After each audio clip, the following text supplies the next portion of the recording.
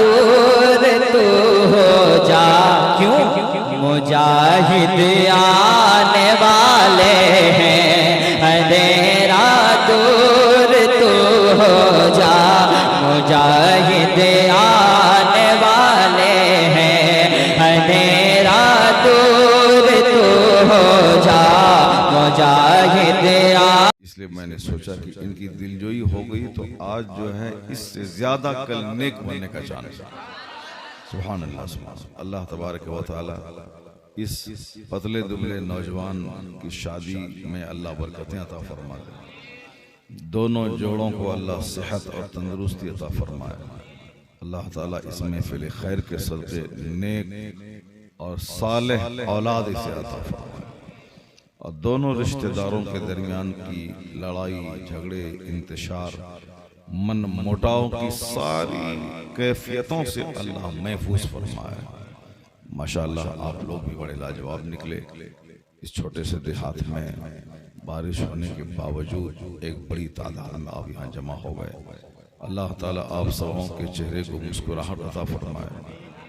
इस रात की बेदारी के सदक़े जो घर में आपकी मुश्किलात हैं अल्लाह उसको आसान फरमाए। शादी की तकरीब में अगर मैं यहाँ मरसिया खानी करूँ तो अच्छा नहीं लगेगा।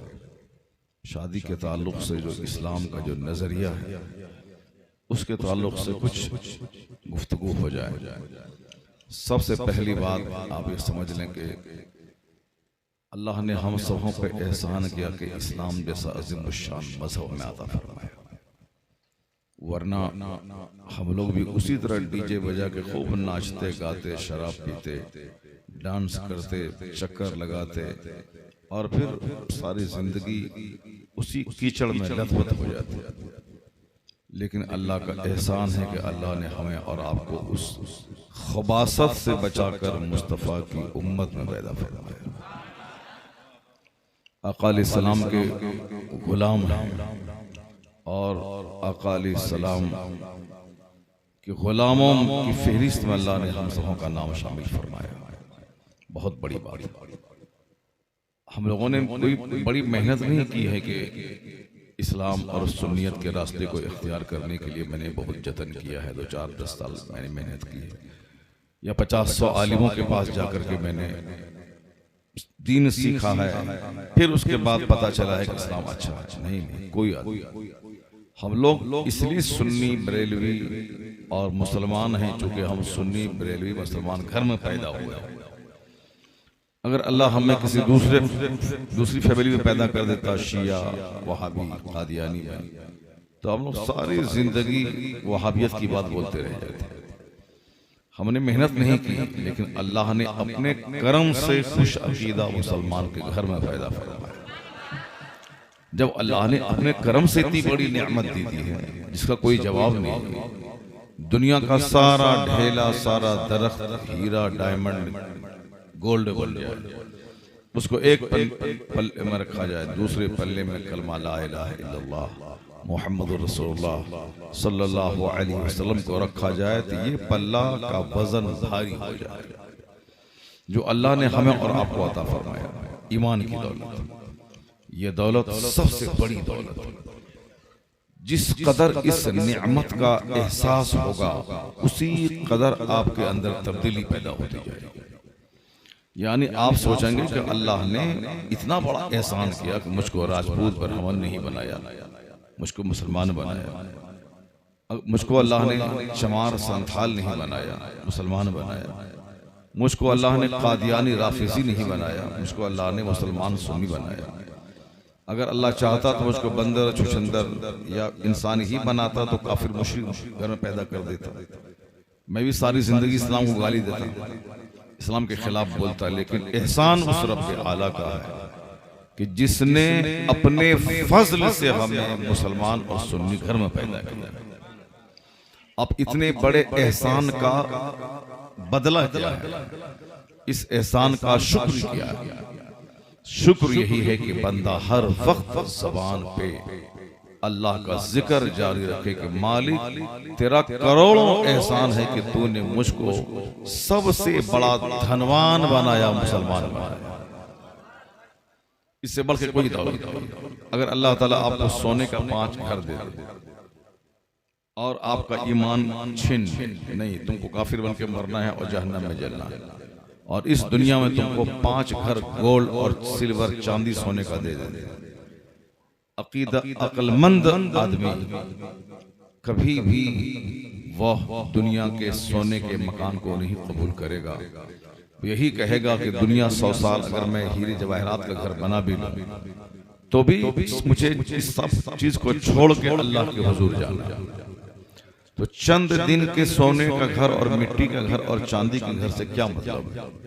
जहां हमेशा रहना है सदा, वहां अगर जन्नत मिल गई और दुनिया में सारी जिंदगी किराए के घर में नमक रोटी खाता रहा तो फिर ये सारा गम उस वक्त खत्म हो जाएगा जब अल्लाह दायमी नियामत जन्नत की अता फरमाएगा। तो जो नियामत मुसलमान को मिलेगी और अल्लाह ने वो मुसलमान की नेमत आपको अता कर दी, दुनिया में आप खूब हीरे जवाहरात के घर में रहते, मरने के बाद सीधे जहन्नम की आग में जल जाते, क्योंकि वहां काफिरों के लिए कोई आराम नहीं, सिर्फ आग ही आग है। 100 साल और कहां खरबों साल की गिनती साल। तो अक्लमंदी का तकाजा यही है कि इस दुनिया की वक्ती मुसीबत को इख्तियार कर ले और दायमी अजाब से बचने की सूरत कर ले। तो एक मोमिन 50 कुंटल सोना उसको दे, वो नहीं लेगा। अगर ईमान के बदले में लेना पड़े, ईमान को बेचकर मोमिन बोलेगा नहीं, सारी जिंदगी मैं किराए के घर में रहूंगा मगर मुझे कुफ्र का घर नहीं चाहिए। तो जो नियामत अल्लाह ने आपको बड़े बड़े प्रधानमंत्री और मिनिस्टर से ज्यादा अता कर दी है, तो उस नियामत का शुक्र क्या है? शुक्र यही है कि नियामत बढ़ती जाए, सजदे शुक्र बढ़ता चला जाए। हर वक्त ज़बान पे अल्लाह का चर्चा, हर वक्त ज़बान पे इलाही तेरा करोड़ों एहसान कि तूने मुझे मुसलमान बनाया, ये अल्लाह तेरा करोड़ों एहसान कि तूने मुझे मोमिन बनाया। ये बात उस वक्त पैदा होगी जब ईमान को सबसे बड़ी दौलत आप समझेंगे, और ये बात उस वक्त पैदा होगी जब आप ये जानेंगे कि अल्लाह ने अपनी तरफ से ईमान अता फरमा दिया, मेरा उसमें किसी मेहनत का दखल नहीं।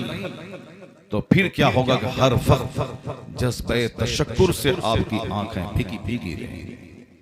हर वक्त आप यही कहेंगे, इलाही तेरा करोड़ों एहसान कि तूने खाने पीने की तकलीफ दी, मैं नमक रोटी खाता हूँ, झोपड़ी में रहता हूँ, देहात में रहता हूँ, मैं मजदूरी करता हूँ, 300 रुपए कमाता हूँ, मगर मैं मोमिन हूँ। ये अल्लाह, इससे बढ़कर कोई दौलत नहीं है जो दौलत तूने मुझको अता फरमाया।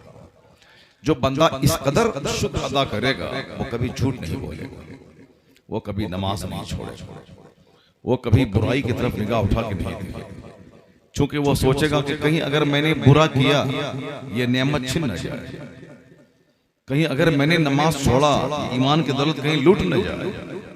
क्योंकि ऐसा नहीं होता है कि ईमान की दौलत आज है तो मरते दम तक सलामत रहेगा, नहीं। बेशुमार लोग हैं कि जो कल मोमिन थे आज काफिर हो गए, जो बहुत सारे लोग थे जो मुसलमान थे मरने से पहले पहले काफिर हो गए। इसलिए हमेशा मरते दम तक एक मोमिन डरता रहता है, अल्लाह से उस ईमान की सलामती की दुआ करता रहता है कि इलाही कुछ रहे या ना रहे, मरते वक्त मेरा ईमान सलामत रहे। इस नेमत पे गौर करना होगा। अगर इससे हट के अगर आप सोचेंगे तो आप देहात में हैं, कोई शहर में है, तो आप बोलेंगे शहर वाला मुझसे अच्छा है, अल्लाह मुझको देहात में पैदा कर दिए। आपके पास 5 बीघा जमीन है, किसी के पास 25 बीघा जमीन है, आप बोलेंगे कि ये अल्लाह ने हमको 5 बीघा ही जमीन दिया, उसको 25 बीघा दे दिया, नमाज वही पढ़ेगा जिसके पास ढेर जमीन है, हम क्यों जाए, अल्लाह ने उसको दिया ही नहीं, मैं क्यों जाऊं। अगर इस इस्लामी सोच से हट के आप सोचेंगे तो आप कहेंगे कि हम रोजा क्यों रखें, अल्लाह ने मुझको गरीब बनाया, मेरे घर में दाना नहीं है, मैं क्यों रखूं, जिसके पास खूब माल है वो रोजा रखे। इस तरह से नेगेटिव सोच आती जाएगी, यहाँ तक कि धीरे धीरे ईमान की दौलत भी आपकी लूट जाएगी, आप भी काफिरों की तरह हो जाएंगे। और जो ये सोच ले कि अल्लाह ने सबसे बड़ी दौलत ईमान की मुझको दी है, 50,000 एकड़ जमीन से ज्यादा नेमत, 50 खरब के मकान से बड़ी नेमत, 50 कुंटल गोल्ड और सिल्वर से बड़ी नेमत, प्रधानमंत्री के पद से बड़ी नेमत, अगर मेरे गांव का कोई चपरासी हल जोतने वाला उसको बोला जाए तो मैं प्रधानमंत्री बना दूंगा, मगर तू ईमान का सौदा कर ले, ईमान बेच दे, प्रधानमंत्री बना दूंगा, तो मजदूर बोलेगा सारी जिंदगी देहात में रह के हल चलाऊंगा मगर ईमान बेच के प्रधानमंत्री का मनसब कभी कबूल नहीं करूंगा। क्योंकि अगर प्रधानमंत्री अगर बन भी गया तो कितने साल तक, 2, 4, 5, 10 साल तक, उसके बाद फिर क्या होगा? अगर ईमान लूट गया तो दोनों जहान का खसारा ही खसारा है। ईमान सलामत रहा, प्रधानमंत्री नहीं भी बना तो कोई हर्ज की बात नहीं, जन्नत मिल गई तो समझो कि सारी नेमतें अल्लाह ने अता फरमाई। तो यह सोच जब रहेगी, नमक रोटी खाने के बाद भी आपका चेहरा कभी मैला नहीं लगेगा। इस्लामी सोच अगर रहेगी तो झोपड़ी में रहने के बाद भी आपका चेहरा कभी मैला नहीं लगेगा। अगर आप कपड़े में पैबंद लगा के पहने हैं, अगर ये सोच रही कि अल्लाह ने बड़ी नेमत इस्लाम की मुझको दी है, कभी कपड़े के ताल्लुक से आप फिक्रमंद नहीं रहेंगे, कभी चेहरा आपका उतरा हुआ नहीं रहेगा, कभी आपकी जिंदगी में अफसुर्दगी नहीं आएगी, क्योंकि जितनी बड़ी नेमत है उसका शुक्र अदा आपसे हो नहीं पाएगा। आप उसी के बारे में चर्चा करते रहेंगे, या अल्लाह तेरा खरबों एहसान के तूने मुझे ईमान की नेमत दी। अब न गुर्बत का शिकवा है, न माली किल्लत का शिकवा है, न औलाद के न होने का शिकवा है, न अपना घर मकान न होने का शिकवा है, कोई शिकवा नहीं। मालिक अब तेरा मैं आग पे भी मैं सजदा करूं तो तेरी नेमत का शुक्र मुझसे अदा नहीं हो पाएगा। और ये बात जहां पैदा हो गई, अल्लाह ताला दुनिया से ज्यादा आखिरत की नेमतों से मालामाल फरमा देगा। और क़यामत के दिन कहेगा कि बंदे, मैंने तुझको दुनिया में जो खाने पीने की तंगी दी थी जलील करने के लिए नहीं दिया था, मैंने इसलिए दिया था ताकि तुम वहां सब्र करो और यहाँ खरबों के इनामात तुझ पर निसाब कर दिए जाए। यानी एक एक तकलीफ को याद दिला दिला के अल्लाह कहेगा, इस सोने का घर फला तकलीफ के बदले, ये चांदी का घर फला कष्ट के बदले, ये हद्दे निगाह तक का मकान तुम्हारे सब्र के बदले। तो दुनिया में जो मुसीबत पे, आंधी पे, सैलाब पे, औलाद की मौत पे, बीमारी पे, बारिश पे, मन के खिलाफ कोई काम हुआ उस पे,